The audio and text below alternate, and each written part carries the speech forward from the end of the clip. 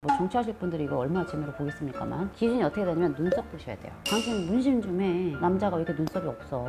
근데 눈썹이 흐린 타입들이 정치판으로 나가시면 굉장히 유리하고 잘해요. 이런 눈썹을 지니고 있지 않은데도 불구하고 정치를 하시는 분들 같은 경우에는 다른 부분이 분명히 발달이 돼 있다는 소리입니다. 시기를 잘 잡으셨거나. 근데 그러면 궁금한 게 정치로 성공하시면 눈썹 문신을 안 하는 것도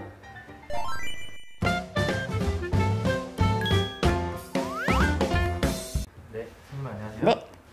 선생님 요즘 정치권이 시끌시끌하죠? 네네네.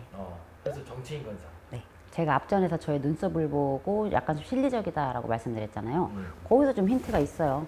뭐 일반 분들이야 관심이 없을 수도 있으시겠지만 제가 가끔 이렇게 저도 손님들이 저 정치하고 싶어요. 정치해도 돼요? 라고 오시는 분들이 있습니다. 실제로 정치하시는 분, 지역사회에서 정치하시는 분들이 오시기도 해요.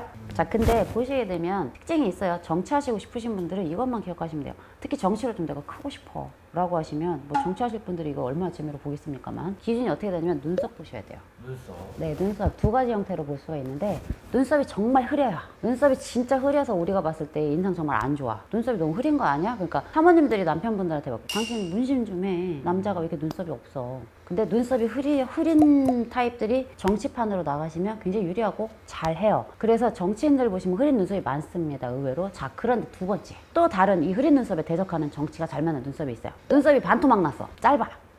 눈썹 길이가 길지 않아요. 짧습니다. 눈썹이 여기부터 여기까지 나야 되는데 이렇게 짧아요. 앞머리만 있다든지 아니면 뒤에만 좀 짧게 있다든지 아니면 중간에 어중간하게 있다든지 해서 눈썹의 기장이 이 눈썹의 넓이가 짧아요. 그래서 눈썹 굉장히 흐린 눈썹이 있는 거 없는 거야 막 이런 정도 타입, 그리고 눈썹이 짧은 타입, 이렇게 두 가지가. 눈썹이 짧으신 분들은 숱이 많아도 상관없어요. 이 길이가 짧기 때문에 눈썹의 전체 길이가. 자, 그래서 이 두 가지 타입의 분들 같은 경우 정치하시기 굉장히 적절하다. 그런데 이런 눈썹을 지니고 있지 않은데도 불구하고 정치를 하시는 분들 같은 경우에는 다른 부분이 분명히 발달이 돼 있다는 소리입니다. 시기를 잘 잡으셨거나. 근데 그러면은 궁금한 게 정치로 성공하시면 눈썹 문신을 안 하는 것도 제가 지금은 뭐 다 끝났으니까 약간 예를 한번 들어봐 드릴게요. 저는 정치세가 없어요. 저는 무당이에요. 저는 뭐 이쪽 다 전 중도로 하죠, 선생님. 중도. 뭐 완전 중도예요. 완전 중도. 네. 완전 중도인데 예를 들어서 이번에 대선에 나가셨던 어떤 한 분이 눈썹 문신을 하셨어요. 저 그분 압니다. 안 하셨어야 되는데 하셨어요. 원래는 그 눈썹이 아니었던 걸로 알아야 돼요. 맞아요. 그리고 저번 대선에서 나오셨던 그 경제인 출신 그분도 문신을 하셨어요. 근데 문신을 하시면 점점 더 오히려 존재감이 약해집니다. 그래서 내가 눈썹이 흐린데 문신을 한다는 건 본인의 정치력을 조금 깎아먹는 행위다. 이렇게 보시면 돼요. 그래서 전 절대 못하게 합니다. 자, 그리고 짧은 눈썹이에요. 짧은 눈썹은 뒤에 붙여갖고 또 문신한다? 못하게 하죠. 그리고 다니는군요. 그건 뭐 자유죠. 그러니까 뭐 토론 같은 거 나가면 뭐 잠깐 이렇게 방송에서 하는 방송용 분장은 상관없지만 평소에는 정치인들은 엄청난 리더십을 발휘해야 되기 때문에 평소에도 그러고 다니시진 않으시고 평소에 본인이 갖고 있는 관상과 그 고유의 성질을 잘 활용하시는 거죠. 자, 그래서 저도 가끔 TV 보면 진짜 드물게 뉴스 같은 거 보잖아요. 그러면 안타까울 때가 있죠. 저 눈썹을 왜 건드려서 본인이 갖고 있는 기세를 약화시키나 정치력을 약화시키나 라는 생각을 합니다. 그래서 이렇게 좀 유력 정치인들이나 100%는 물론 아니에요. 100명이 다 눈썹이 흐리거나 다 짧거나 그런 건 아니지만 저희가 TV에서 자주 보거나 뉴스로 접할 수 있는 유력 정치인들 잘 한번 보시면 제가 말한 케이스랑 부합되시는 분들 생각보다 많다. 그리고 눈썹이 짙은 경우에도 약간 특징적인 게 있는데 저희가 흔히 말하는 눈썹에 있는 여기 이제 이 눈썹이 있는 이 근육을 저희가 추미근이라고 하는데 이 추미근이 불뚝하게 발달하신 분이 있고 남자분들은, 그리고 여기가 밋밋하신 분들이 있어요. 추미근이 밋밋할수록 좋습니다. 정치를 하려면 맞아요.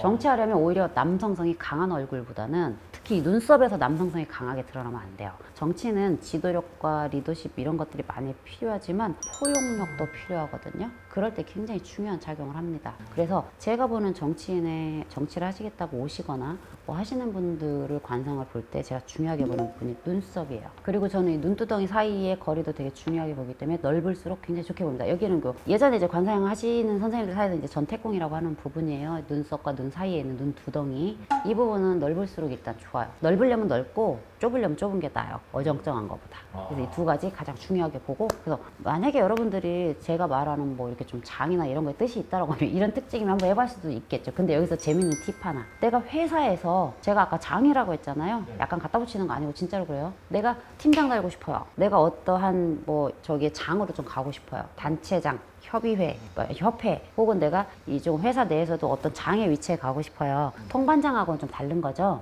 내가 어떠한 조직 안에서 정말로 매출이란 조직 안에서도 똑같이 정치를 하고 싶다라고 하면 그 안에 정치를 하셔야지 사실 승진하는 거거든요. 그때는 눈썹과 두덩이를 한번 볼 필요가 있다. 똑같이 작용합니다. 승진하실 때. 근데 거기에서만 사업하시는 분들 눈썹 진하고 코 우뚝하고 이게 좀 좋긴 합니다만 완전 좀 내려앉거나, 그런데 그래도 어떤 내가 사업자가 아닌 직장 내에서 올라가는 걸로는 또 이게 되게 좋다라는 거예요. 물론 100%는 아니지만 그런 확률적으로 그런 분들이 더 유리하다는 거예요. 그렇게 말씀드릴게요. 감사합니다, 선생님. 네.